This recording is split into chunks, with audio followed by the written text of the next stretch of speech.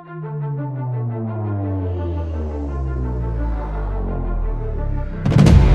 can be only one podcast, and may it be the Prince of the Universe. Hi, folks. I'm Matt. And I'm Wes. Whoa, you're back. How was your birthday? I loved your podcast Thank on you. how frustrated you are with birthdays. You like it when I get a little hot under the collar. I do. I enjoy you're such a wholesome guy. You're kind of like a dad off a TV show in 1985. There we But go. when you get angry, I really like you when you're angry. Okay, thank you. Hey, that's a good quote. Like it. Thanks. So, yeah. Well, I mean, I have a lot of patience, as you well know. You do. You do. Yeah. Don't feed a gremlin after midnight. Don't come to my house before 8:30. You have a lot of patience to get through that podcast with Heath, too. Oh, man, he had a great time. It was great. I'm telling you what. Compelling. That's the term for it. I knew you'd say that. I knew you'd think that. Yeah. His Prince story. I loved how he said, and when I held that Prince guitar. Oh, man. The whole time. That strong hyphen in between guitar. So, you're on the mend. Yes, I am. Looks like a shoulder injury. You had to get to Tommy John. Something so like you pitch. that. Yeah, something like that. So you get on the you're on the DL right now. I am. Yep. Yep. Catching up. 47 finally caught up to me. Yeah. Yep. So. So you had a great idea. This is your idea. And I love baseball. We're in the season of baseball. And one of the things that you wanted to talk about was people that were. I thought we would talk about the three. I know you love top fives. Yeah. But you normally do general. You'll do like. We can talk about several. Like your idea of players who were good in the moment, or good in the year, or just good overall. I felt like I feel like my wheelhouse of sports is the 90s, and I would say 91 to 2000. That is where two of my picks come from. So that's kind of where I'm operating off of. That's where baseball. We were both into baseball cards. We worked at a card shop, Right. And we had ESPN on all the time. Watching, if we're not watching Sports Center, we have the game on because that's just what we were. And I feel like we worked at the shop when the home run chase happened, and it was such a huge deal. Yeah. That even a casual person had interest in what was going on. So we could blend that into so many different ways. It was water cooler talk for America. Yeah. Oh, yeah. So It was big. It was big. So players that really were one of a kind, right? Is that how you worded it? I would say what I was thinking was the three most important people, the three most important players of our generation that we think could hold up in another generation. Oh, easily. Or I feel like change the game. I know who you're going to say. I know one. Sure. But give me one. So I'm going to go my first. I'm going to throw a curveball in for an honorable mention because I know you love honorable mentions. You'll honorable mention the podcast off. Yes, right. Dennis Eckersley. Ooh, Eck. Unhittable back in the day. I mean, redefined what a closer was. Yep. And he was so dominant, but gave up major home runs in the playoffs and World Series, but it didn't break him. No, he went back out there the next season and dominated again. You're right. He obviously tailed off at a point, but he was so dominant for like that 89, 90, 91 timeline. He is just killer. Yeah. And he just had this, I don't know, I feel like he really was I don't know where he is on the closer number, but he is, when I think of a closer, I think of Eckersley. Good one. I'm going more straight down the middle. Okay. With this one. This is a no given. And I want to focus on the 90s, though Okay. the 90s wasn't his whole decade. Okay. There's an 80s kind of guy, a 70s kind of guy. It's Nolan Ryan. Okay. But how dominant? Do you understand he was 46 when he left? Crazy. Do you understand? It is unbelievable. Do you understand that at 46, in his 40s, he was throwing 100, high 90s. He was bringing it wasn't like, I've got a little bit, I got some spin on the ball. I can do about 88, 85, Yeah, I can which get would be impressive. Yeah. Which would be impressive. Yeah, I can get through the lineup twice. Yeah. But I'm one of the most dominant pitcher, and I get stronger as the years go by. He is probably the only athlete that I can think of in our generation that, as he got older, not necessarily got better, but didn't get all that worse. He just slowly, he pitched basically until his arm fell off. Mm-hmm. But yeah, I totally agree with that. Totally. And the thing is, back in the day, I just didn't have. I knew he was great. I knew, he had his own baseball card set for crying out loud. But I passed up a chance, and I regret this because, I was like, well, I don't want to go to any game unless the Mets are playing. That was my thinking. You're right. And a bunch of them went to go see. The last year he was playing for Texas, they wanted to go see him pitch, like everyone was. Those games were, especially toward the end, they were selling out. But he said, hey, we want to go see Ryan pitch. Do you want to come? We're getting a group together. I was like, I don't want to go to a Ranger game, And they had a lot of good players on the team back then. I think, who was it? Pudge Rodriguez. Yeah. Rafael Palmeiro. Yep.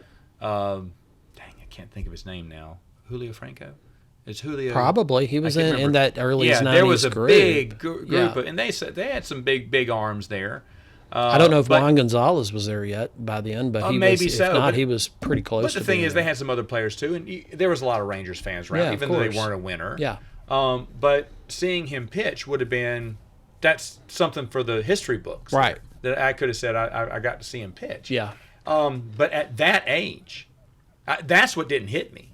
I knew he was getting older. But in my mind, okay, every pitch, I knew he was the best. But just now that I'm there, there's no way. Can I throw one 50 miles an hour 2 years ago? Yeah, I mean, even 4 years throwing ago. a ball overhanded at our age, especially with my arm with the rotator cuff thing, it's like nearly impossible. But to keep yourself, I read his little, I saw his little documentary. He would stay in shape throughout the season. There was no, okay, go home, eat ice cream, veg out on the TV until spring training, then get back in shape. He said, look, I know I got to take care of my body, and would still run, jog, do fitness, do workout. And he said, this is the only way I can continue to play if I keep my body. I mean, and ate the right foods and everything. Yeah. Never took a break. Yeah. Never took a break.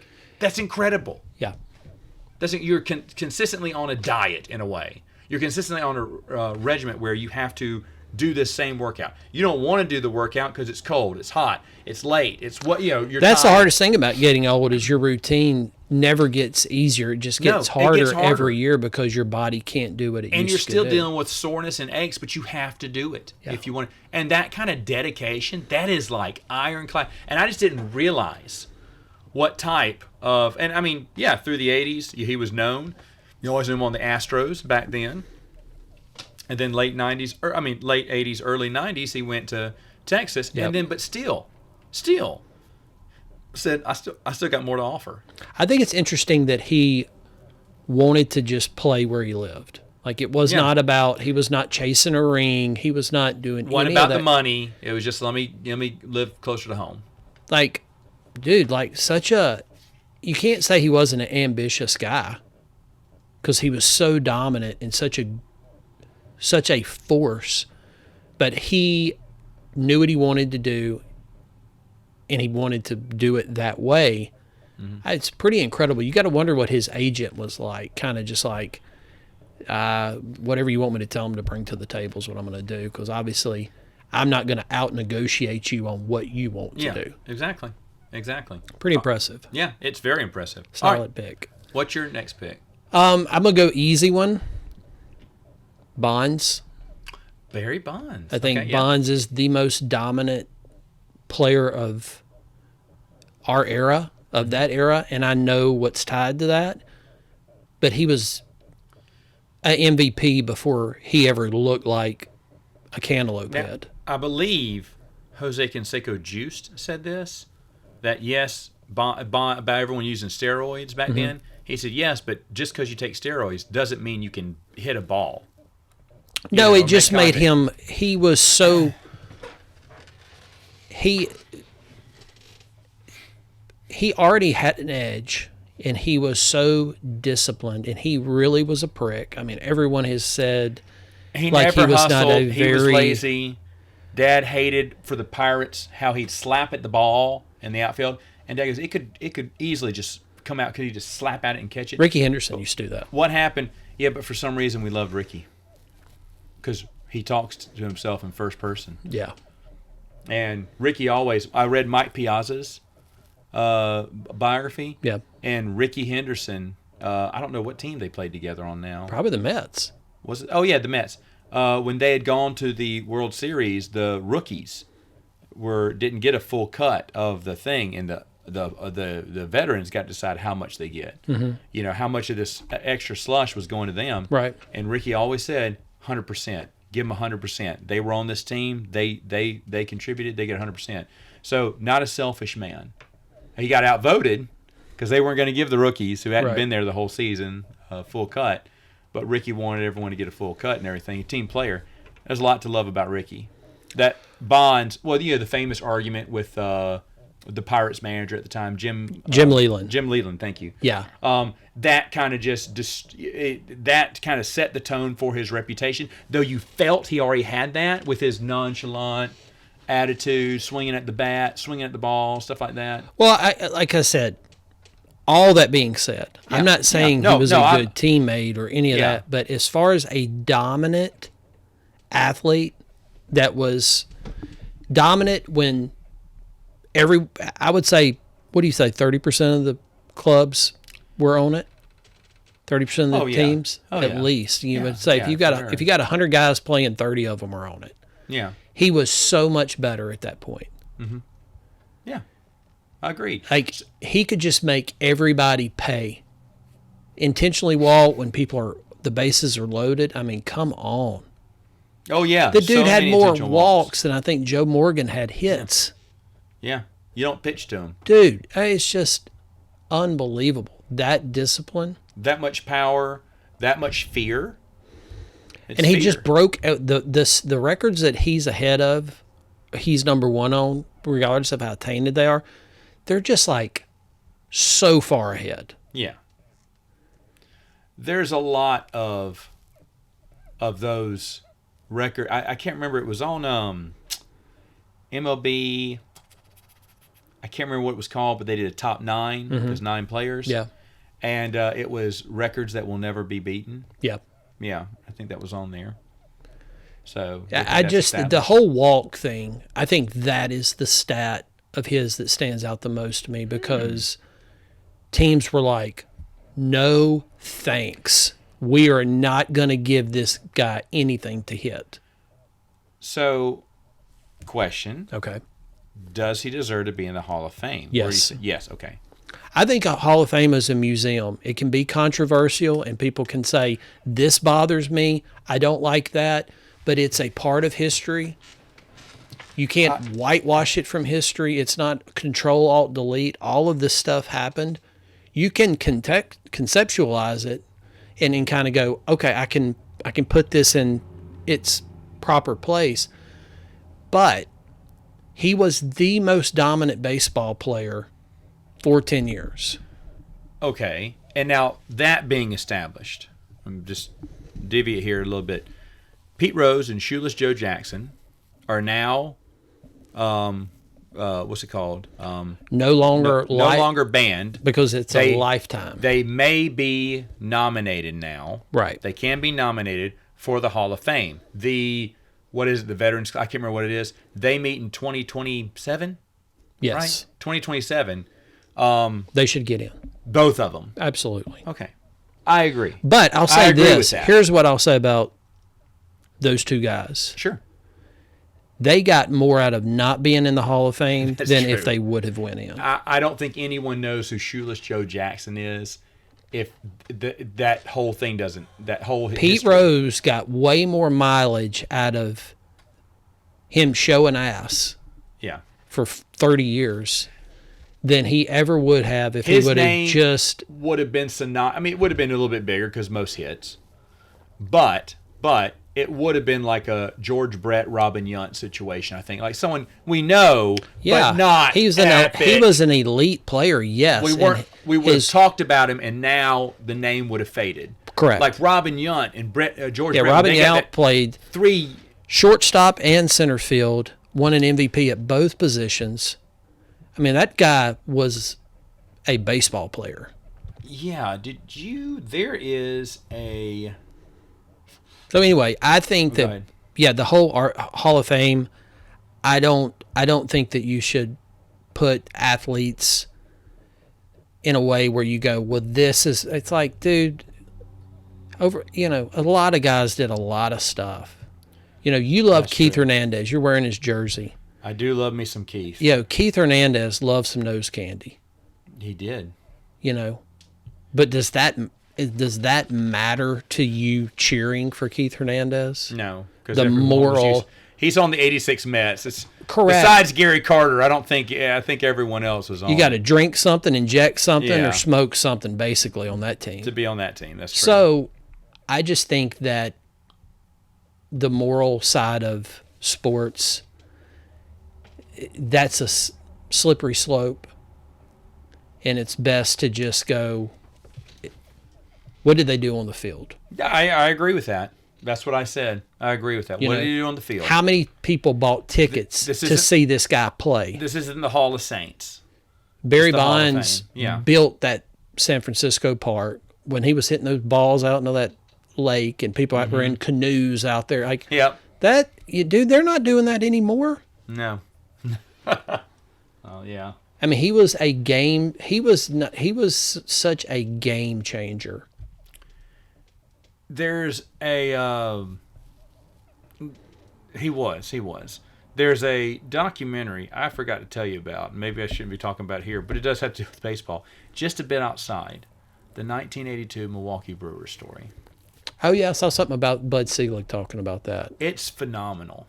It's phenomenal. I was around back then, but I wasn't watching it was baseball at before. 5 years Yeah, old. sure. What an incredible story. The Brewers, falling apart, get hot, and then fall apart at the end, but barely make it in, barely beat the playoffs, barely get into the World Series, and just miss out on it, and then never return with such a great team. That Yeah. should've- and hearing all the players talk, it's and it's a little bit heartbreaking. Didn't that come out right when Bob Uecker passed away? Oh, maybe so. I Maybe think that's it was why right came around out. that Okay, that time frame. Good time to but it's a Few weeks ago, really month ago. great document. Paul Molitor, Robin Yount, what's his name? Gorman, whatever, with the big handlebar mustache. I can't think of his name right now. Sherman, whatever. I can't remember his name. But I can't Gordon or Gorman or whatever. I don't know. One of the pitchers. You would remember him if you saw him because he was around in the 86 too. But some of these people, if I had baseball cards of them back in the day, I still remembered who they were. Right. But I didn't know how epic that season was. And I was Mm-hmm. so happy that this documentary came out that highlighted what had happened, where these teams had come from, how and how a small town of Milwaukee really, because they gave them a World Series parade, even though they didn't win, the entire city showed up in droves, confetti, cheering them like they'd won the World Series. And they didn't feel like celebrating. In fact, Bud Selig, who was with the Brewers, said, guys, it's probably going to be a couple hundred people. We'll just go there, wave, and go home. And they were just shocked at the massive people. The stadium's packed with people just going nuts. Yeah. Because that's their hometown. You did Milwaukee proud. You got to the World Series. That type of you don't see that. You don't see people dancing in the street when your team loses the World Series. Well, there was so little to do, and That's we true. occupied your time. We talked about this for the podcast started about episode 1 and Mm-hmm. Star Wars toys at Toys R Us and midnight showings and people just going bananas. Yep. You can't replicate that anymore. We have been too bombarded with other stuff. Yeah, And you the dial now it back generation. even further where you don't even have cable TV really in 1982. So if you lived in Milwaukee, you were following the Brewers and you felt part of that. You were listening to baseball games on the radio, which I know you've talked about before. my pick, my next pick, Tony Gwynn. Okay. Lifetime 300. Knew how to hit the ball. I don't know if you've ever heard Greg Maddux or any other pitcher talk about Tony Gwynn. Greg Maddux, one of the smartest pitchers, He's on my list. and rightfully so. If you didn't mention him, rightfully so. But the one person he hated coming to the plate was Tony Gwynn. With Tony Gwynn, it wasn't how can I get him out, how can I keep him on first. I don't want to get extra bases. Yep. And Tony Gwynn would look at the pitcher and go, he's going to throw, like, they were telling a story. I can't remember. It's like a Tony Gwynn, it was on YouTube tribute, and they talked about players Mr. talking Padre about him. or something and they had closed because of a rain delay. We're going to pick back up in the bottom of the seventh the next day. And the runner on second, Tony grabbed him and said, hey, he's going to throw me something low and inside. I'm going to chop it to left. You run once the ball gets hit. And he's like, Tony, what are you talking about? That's not till tomorrow. You don't know he's going to pitch. And sure enough, low inside, Tony knocked it right where he said he would, and the guy just started running.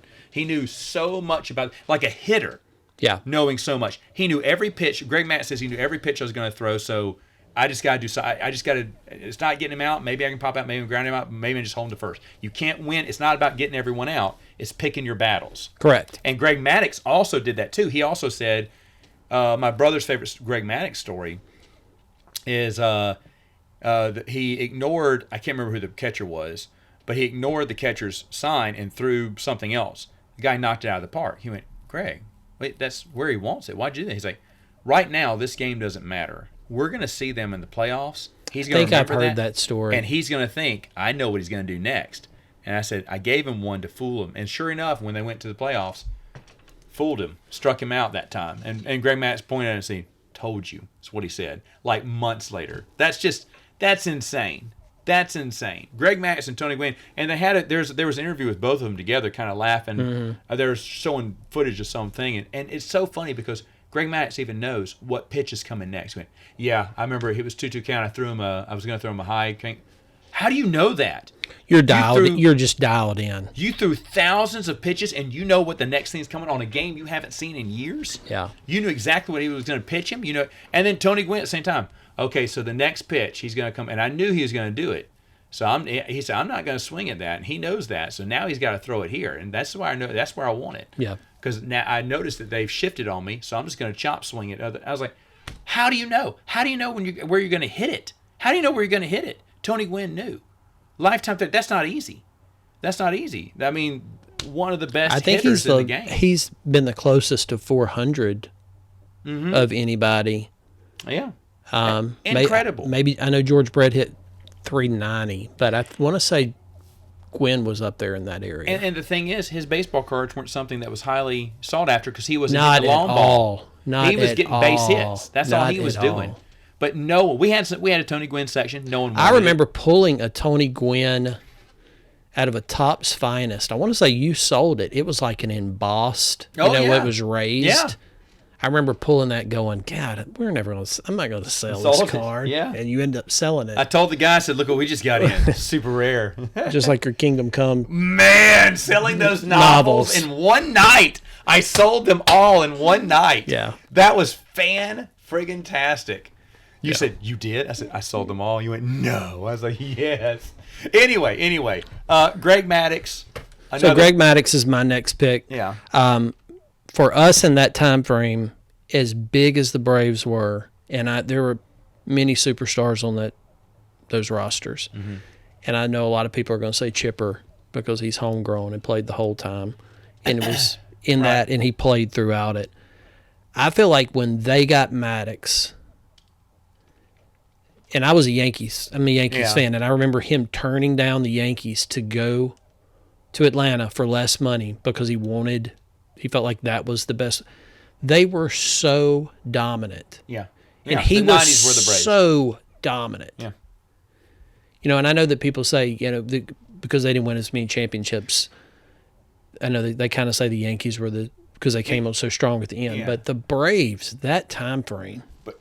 But even when he wasn't pitching, he was watching the other hitters and taking notes as what they were doing, how they would react on a 3-2 and 2-2 on a high curve. He was taking notes, mental notes the whole time. But he's so unassuming. but his nickname is Mad Dog, so there's something to that.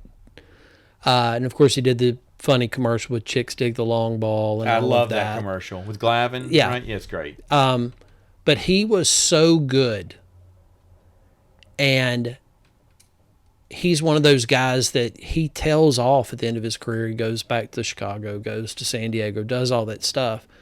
And I think he got all those guys got a raw deal in Atlanta. Once AOL took that over, it killed WCW, it killed the Braves, it killed everything. Yeah. He should have finished it. Tom Glavine should not have pitched for the Mets. I mean, that was. No. But Glavine was the dominant pitcher. I'm going to say that over Randy Johnson, Pedro, anybody in that time frame. He was so good. Yeah. And like you said, all these players could be dumped back into this new generation and still dominate. I think Greg Maddux, being the way he was, instead of throwing all that cheese they throw now where it's just 100 everybody. Can you imagine those guys seeing all that heat 4 games in a row, and then this guy's getting up throwing 86? Yeah. They're mechanically cannot handle that. Their timing is going to be so off. That's a good point. Yeah. I mean, he would carve people up. Yeah. Same thing with Bonds. That's what you got to do. Yeah. That's true. That's a good point, though. Yeah, they don't see that anymore. Yeah. All they see is throw it hard, which is why we have so many people, pitchers on the Throw it harder. Throw it harder. It's not pitch count. It's how fast you're throwing. Mitch Williams was complaining about the pitch count. It doesn't matter. Yeah, it matters when you're throwing super hard. That's what's hurting you. The pitch count isn't. Yeah, I agree with that. That's why they just throw as hard as they can 2 times through the inning, and then they're like, okay, he can't throw as hard anymore. We got to get somebody up here because we're just going to keep throwing as hard as we can. It's insane. All right, anyone else? I'm out. Well, give me your 3 again. Just 2? I didn't have a third one. Well, I was thinking about you're talking, this has to be very specific. So, there were some, but I just feel like. So your 2 picks those 2 picks, I had a batter and a pitcher. Maddux. Well, Gwen. I thought Gwen, and I thought Ryan. Okay, Gwen were just and Ryan. 2 people that you could just drop in any time, and they would just be just as dominant. That's a pretty elite list. Yeah, Nolan Ryan is he is so different because he's such a, he's like, you draw up a character and it's Nolan Ryan. Yeah, he's not a video game. He is he's like a Clint Eastwood villain. Well, none of these pitchers will live in the major leagues to see 40. No way. None of them will. Very rarely. Verlander's 43, whatever. What is he? I don't remember. Yeah, he's in his 41, I think. But he's nothing like Nolan was at that age. He's decent, but he's not. I think anyone. I tip my hat to anyone 40 plus throwing. If you could play ball. So I'm not belittling it, but he's not a Ryan. Ryan, you still feared when he came on the 40 guy that's twice your age. Man, this guy's like throwing hay in the off season. That's a different kind of cat. It was a different world and everything, but those are just, and there could have been more. I like you said Eckersley. That was a nice one. There could have been more previous. I don't know. I just feel that. All right. Well, my last pick is Frank Thomas. Oh, I like Frank. Okay, so Frank's a lot of good. people are going to say Griffey, and here's why I don't say Griffey. I would pick Frank over Griffey too. Because Griffey's drop off was hard. It was hard. It was hard. It was fast, and he was still in his prime. You could tell once he played so aggressively on that King Dome turf. Mm-hmm. It cost him 100 home runs. Yeah.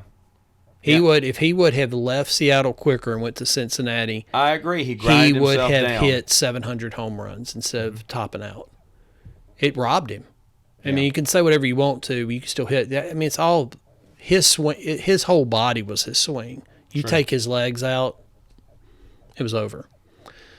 With Frank Thomas, he was such a dominant hitter. Once again, walked like a mother. Right-handed, but his stats are incredible from the 90s. Yes, no, they are. I have his Leaf rookie card. Yeah. I was such a big fan of Frank Thomas. with the old White Sox uniform. Yep. But he was like when he came to the plate, it was this it's like when Judge comes to the plate now, this giant walks Yeah. up there and you're like, That's a good analysis. holy cow. Beast of a man walking up to the plate. He is just gonna. But it wasn't like he was not a big strikeout guy either. And I know Judge has come way down on his, but dude, he was dominant. He was so dominant for the 90s. He was just. Yeah, he would crush it.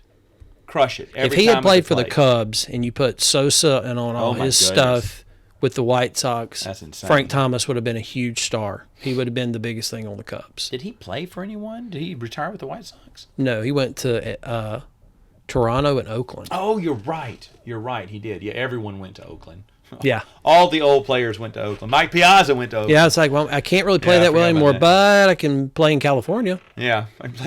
Good enough for California. Yeah. Yeah. All that's those true. guys used to go play for the Angels and stuff. It I was forgot like, about that. you know, nah, I'm not going to be on that good of a team, but that's California. Yeah. At least you get one more year. I don't have to try. That's what Tampa Bay tried. People are just happy to see at the me. beginning. They had Fred McGriff and Canseco and all those guys that were Yeah. kind of past their prime. Boggs. Yeah, but you get them for the name. Yeah, You get them because there are banners on the stadium, and we all want to see. we live in Florida. We party in Yeah, Florida. Yeah. Blah We blah knew- blah. These were names back in the day. Who cares what they do? I don't have to perform that much. Right. I just have to show up. Yeah. We Maybe got some get a hit. sponsors coming in. Yep. I can hawk this. And Yeah, that. sign some autographs. That's and, true. you I know. love that pick, though. I do like Frank. Frank, you're right. Frank would be one. I agree with Frank. I mean, I think if he Thomas. played now, Big hurt. you would have pretty similar numbers because he I agree. was such a. I mean, he's a lot like Soto, like not maybe not this year, but where you're just like, if I give this guy anything, he's going to do something. Yeah, he's going with to crank it. Yeah. You know, or he's just not going to swing, and then I got to deal with whoever's next. You know. Yeah. No, I agree. Good pick. Excellent. So, for the listeners, how'd you like baseball? And who is your dominant player? Who is a dominant past player who would still be dominant today? Let us know in the comments below. And we'll see you next time on Princes of the Universe.